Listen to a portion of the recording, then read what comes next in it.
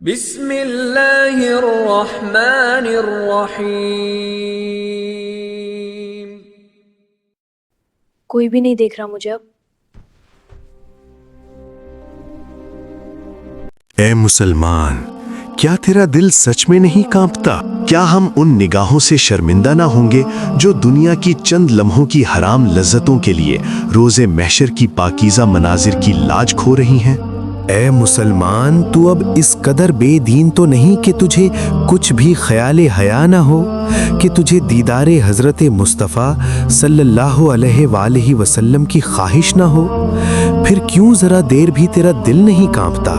اپنی نگاہوں سے حرام لذتوں کو پاتے ہوئے، اپنی نگاہوں کو عورتوں کے وجود پر گاڑتے ہوئے، اپنی نگاہوں سے کمزوروں کو خوف میں مبتلا کرتے ہوئے، اپنی نگاہوں سے راتوں حرام سے تسکین پاتے ہوئے، اپنی نگاہوں کو بے حیائی کا لبادہ پہناتے ہوئے، کیوں تیرا دل نہیں ڈھل جاتا ایک پل بھی؟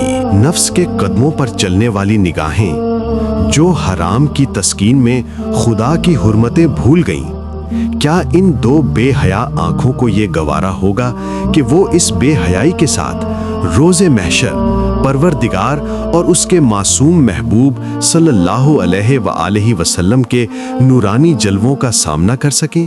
کیا تو اس قدر بے حیائی میں مبتلا نگاہوں سے روز محشر خدا کو دیکھے گا، پھر خدا کے محبوب صلی اللہ علیہ وآلہ وسلم کو دیکھے گا؟ کیا تو اس قدر گناہگار نگاہوں سے اس قدر پاک منظر کو دیکھے گا؟